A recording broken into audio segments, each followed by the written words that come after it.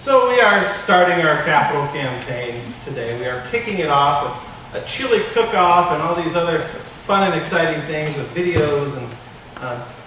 And I hope that this is something that brings you joy, that we are doing this now. And this is something that we have been working on for really 18 months as a congregation, trying to decide where we are going. But I don't know if we've really answered the question why. Why are we doing these things? Why are we entering into a capital campaign? Why do we have plans to put in a new parking lot? Well, you may not have asked that question as you were crossing the street this morning. But why are we doing these things? And I think I've come to three answers. First is us. First question is you. It's the members of Abiding Grace. I love this 1 John text where it says that God has claimed us as children. We are children of God, which makes us brothers and sisters in the same family, which makes us family. And that's what this church is. It's a family. In these dessert discussions, I've had a lot of great opportunities to talk with people who have been here a long time since the beginning. Lily's been here a long time,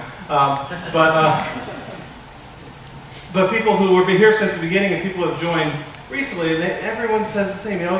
It's such a unique community. You just feel so welcomed. It's like a family. Our church is like a family. And I'm supposed to take a few Sundays off a year, and so I do. I guess it's good for me, they say. But whenever I'm away on Sunday morning at 10:30, I always look at my watch and I just think, man, I'm not with my family today. It feels weird being away. So we did this 3 years ago. We had a capital campaign, and we raised enough money to purchase this property that we now call our home. But the funny thing is, in the last 3 years, our family has grown. Our family has nearly doubled in size. And so we are doing this capital campaign to just accommodate the family that we now have. And so I think we are the number one reason that we are doing this capital campaign. But I don't know if we're the most important reason. I think it's easiest for me to tell you that, we just need more space. But I think what's more important is that I love our theme, growing to serve, is that we are here as a church to serve others. That is what we are called to do. That is our DNA. It took our capital campaign all about, 4 emails going back and forth to come up with our logo, with our theme, growing to serve. Because that's what we're growing to do. That's why we are here. That's how we've grown, is serving others, being out in the community, letting other people know that, hey, there is a group of people here that love Jesus and love you and want you to know that you are forgiven and that God's grace has covered you in forgiveness and in salvation. And we would love for you to be a part of it, but if not, we just want to be in relationship with you. We want to know who you are, and we want you to know who we are, and we want to do something that helps you. We have the Great Day of Service coming up, our 5th annual. I can't believe it's our 5th annual already. I was like, there's no way, so I actually counted the years on my finger. I'm like, wow, this is really our 5th annual Great Day of Service. We're going to come together, and we're going to go into 10 different places. Some of them here on site, some off-site. We're going to serve people all day long. And it's going to be a great day, because when we serve people, when we bring our shovels, when we make food for people who are shut-ins, there's just something about living in harmony with what God intended for us. It's in our DNA. It's in our DNA as Abiding Grace. But more than that, it's in our DNA as Lutherans to serve people. Last night I had the privilege of going to a gala for Lutheran Social Services, the Foster in Texas group. They just changed their name to Upbringing, is that right? Upbring. And did you know that there are 200 children in the DFW area right now that are in foster care homes because of Lutheran Social Services? That at any time people are calling Lutheran Social Services, we have a kid who needs a foster home and needs it now, and it's 3 a.m. and they find homes. That's just what it means to be Lutheran. That's what we do. It's actually funny. We went there last night and dressed all in our Texas chic, and we ran into somebody. Did anybody go to Texas A&M? A gentleman by the name of Luke Jokel. He was the number 2 overall NFL pick 2 years ago. Lutheran, there supporting. I actually got a chance to meet him. Mark Etheridge introduced me to him. Mark Etheridge is on the board. And there was an autographed football there from him, and I thought about bidding on it. Mark says, hey, I bought that a couple years ago. And Luke goes, oh, where is it now? Mark goes, oh, it's deflated and gathering dust somewhere. Luke's fiance thought it was funny, but he didn't.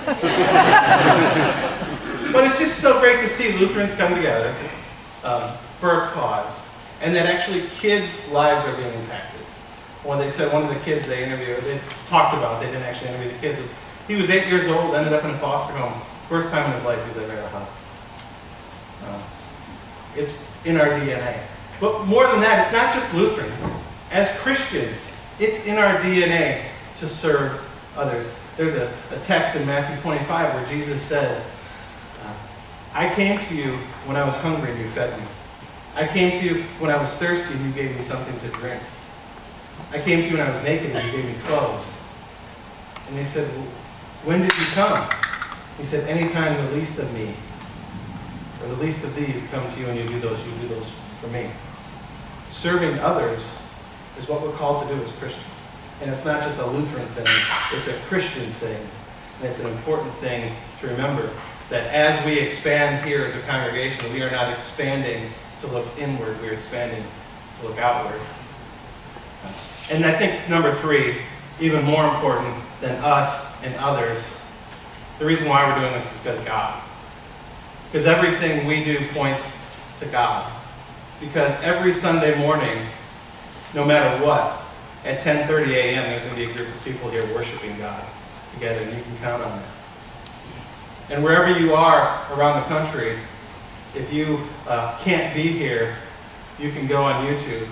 And because of ministry, people doing ministry like John Tesh and our sound tech people, you can find our anthems, and you can find our sermons, and you can actually be a part of what's happening here on a Sunday morning.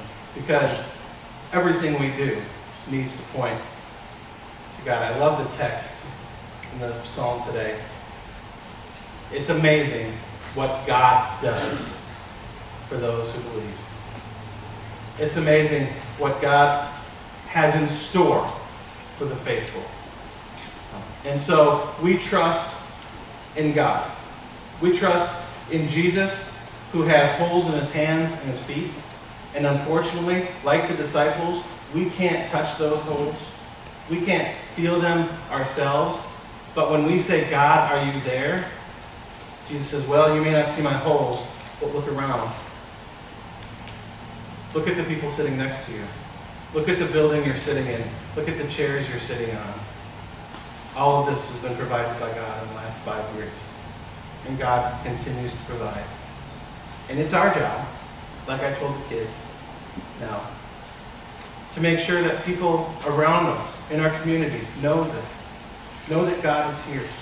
Know that God is with them each and every day. Know that God loves them. God calls them by name. You are my child.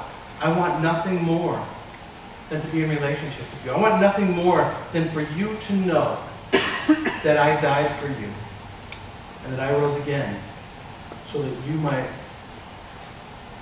have salvation, that you might have forgiveness, that you might have the power over death, and that you might know what it's like to truly live with your Creator.